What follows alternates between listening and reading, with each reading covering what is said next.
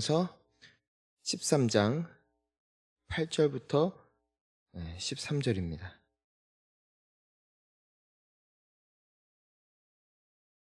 고린도전서 13장 8절부터 13절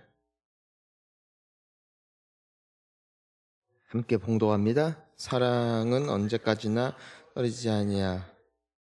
패하고 지치고 지식도 패하리라 하고 부분적으로 예언하니 온전한 것이 올 때에는 부분적으로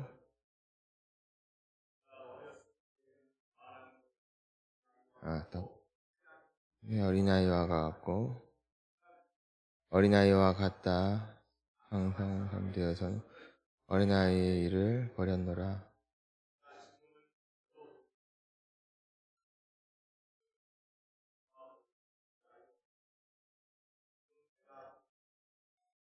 그때에는 주께서 나를 하신 것 같이 온전히 알리라.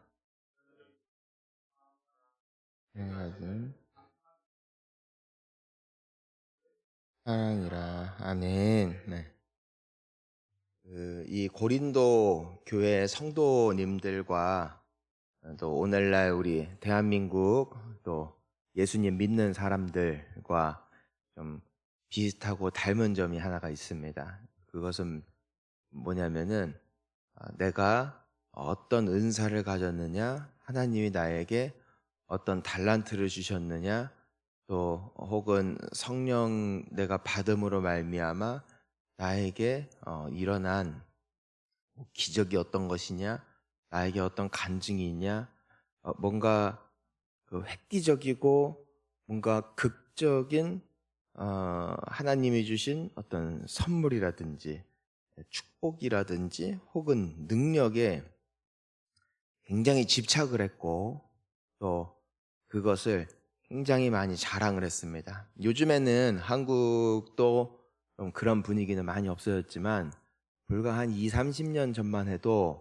어떤 것이 좀 많이 좀 있었냐면은 너 방언할 줄 알아? 이제 이게 있었어요. 그러니까 방언을 할 줄 모르면 마치 하나님의 사랑을 받지 못하는 것 같은, 그리고 뭔가 하나님께 그냥 좀 내가 제대로 살지 못한 것 같은 그런 분위기가 있었어요. 그래서 늘 기도 제목 중에 하나가 방언 받는 것이었고, 뭐 예를 들어서 부흥회를 한다거나 또 어디 수련회 갔다 와서 가장 이제는 사람들의 관심 중에 하나가 방언 받았냐, 혹은 나 방언 받았다.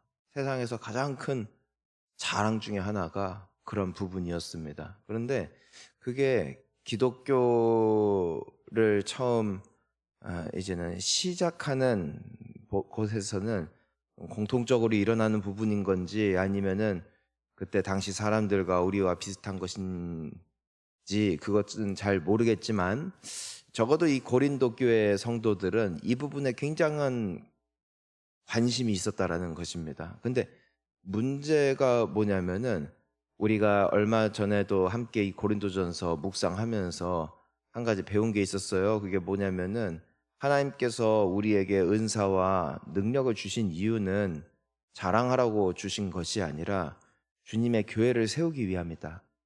어떤 사람에게는 가르치는 은사, 어떤 사람에게는 또 전도하는 은사, 또 어떤 사람에게는 뭐 봉사하는 은사, 하나님께서 주시는 은사는 굉장히 다양하고, 또 어떤 사람에게는 예언하는 은사, 방언하는 은사, 또 그것을 통역하는 은사, 정말 이때 당시에 사람들이 특히나 사모했고 또 나타났던 그 성령의 역사하심이 교회 가운데 나타날 때 그것의 목적을 분명히 알려줬거든요. 이거는 자랑하기 위함도 아니고 이것은 하나님의 교회를 세우기 위함이다. 그런데 이 사람들은 뭐 알아는 듣겠다. 그러니까 그럼에도 그거 받고 싶고 그럼에도 그거 받으면 자랑스럽게 얘기하고 다니고, 이것이 하나의 문화가 되는 것이죠. 그래서 바울이 오늘 이제는 이 고린도전서 13장이 사랑장이라고 하지 않습니까?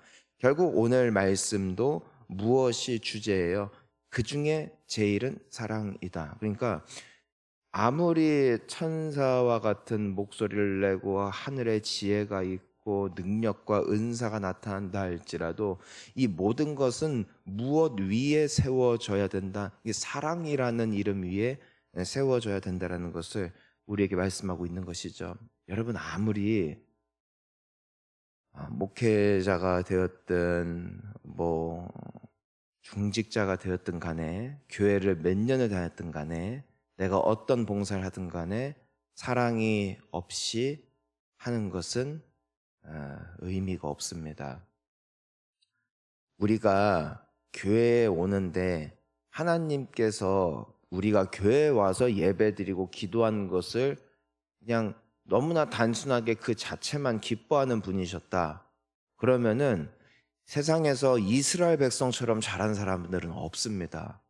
그 사람들은 늘 제사 드렸고 지금도 율법을 지키고 지금도 때 되면은 이제 가서 예배드리고 말씀을 외우고 연구하고, 그 사람들의 어떤 그 성실함, 그들 사이 가운데 있는 어떤 그 전통과 그리고 성경 기반으로 세워진 문화는요, 이 세상 어떠한 민족도 흉내내지도 못하고 따라갈 수도 없는 탁월함이 있습니다. 그런데 우리가 성경에 보면은 하나님께서 이스라엘 백성들 때문에 굉장히 섭섭해하시고 힘들어하시고, 예수님께서도 그런 사람들을 가르치는 어찌 보면 선생님들, 그 바리새인들이나 서기관들, 그분들은 완전히 하나님의 말씀에 헌신한 사람들이거든요. 근데 예수님께서 그들을 향하여서 굉장히 쓴소리도 많이 하셨다는 것입니다.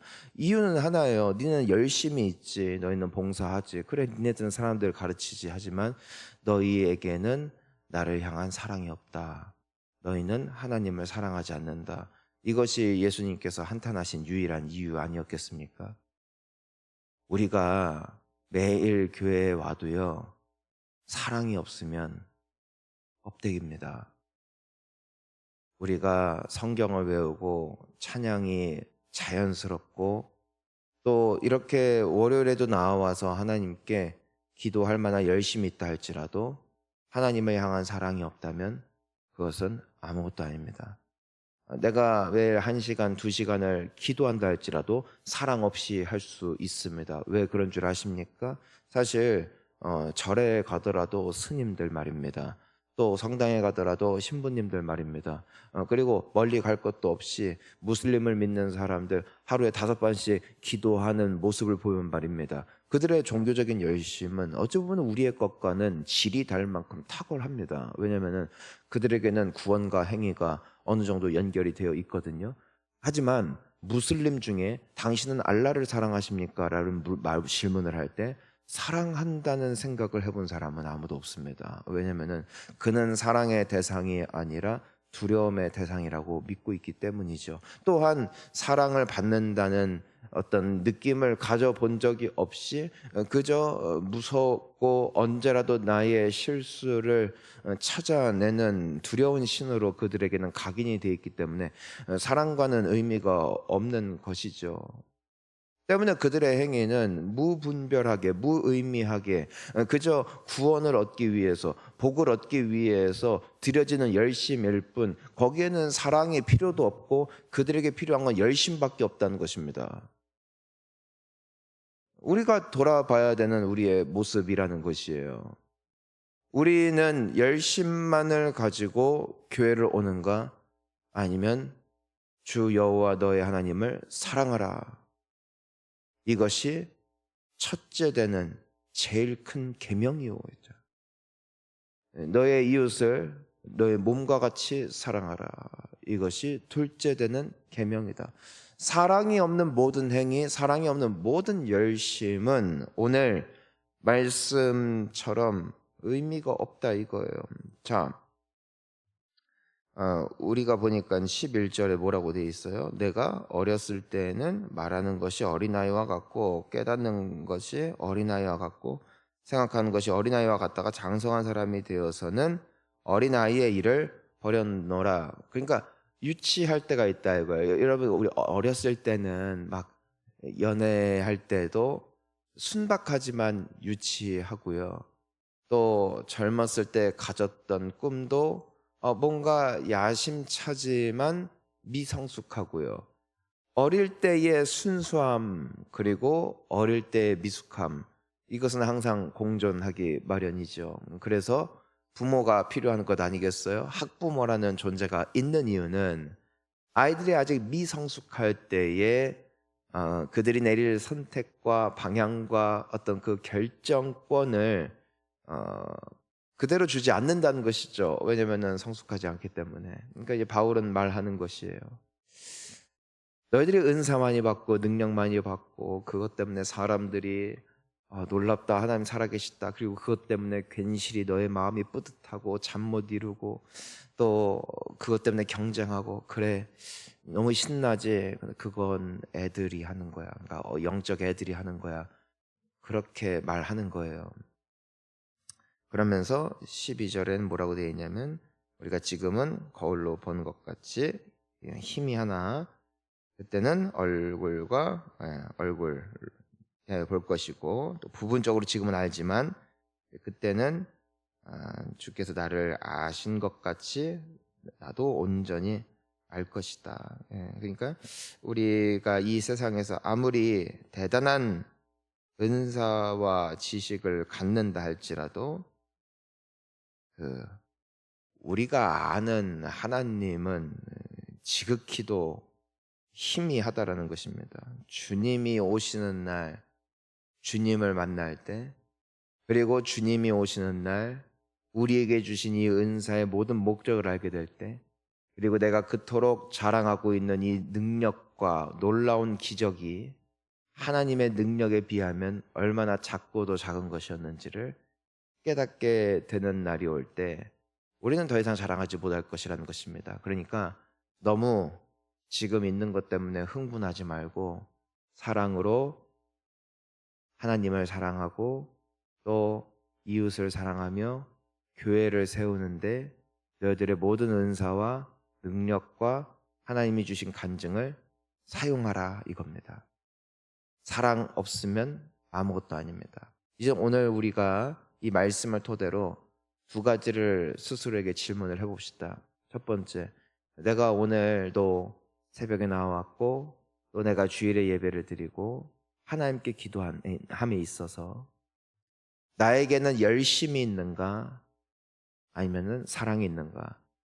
혹은 사랑으로 시작했는데 열심만 남았는가? 이젠 이것을 우리가 생각을 해봅시다. 어느 누구도 하나님을 사랑하거나 믿는 믿음 없이 시작한 사람은 없습니다. 하지만 세월이 흐르며 정신은 희미해지고 의식만 남더라는 것입니다. 우리 얼마 전에 같이 그래서 이 고린도전서에서 언급됐던 문제 중에 하나가 성만찬이었잖아요. 예수님이 나를 기념하라 해서 시작된 것인데 세월이 흐르며 맛있게 먹고 마시는 문화만 남았지 예수님을 기억하는 기념은 사라지기 시작했다. 언제나 정신이 행위보다 중요함을, 우리가 하나님의 말씀을 들음도 그런 이유이죠. 조직은 이미 잘 돌아가요.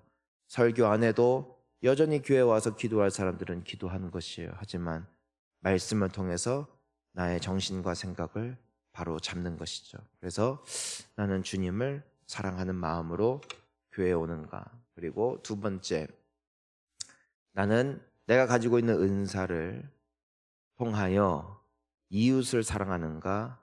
아니면 나를 드러내는가? 우리가 이제 어제 본문 보더라도 그런 말 있잖아요. 내가 사람의 방언과 천사의 말을 할지라도 사랑이 없으면 소리나는 구리, 울리는 꽹과리다.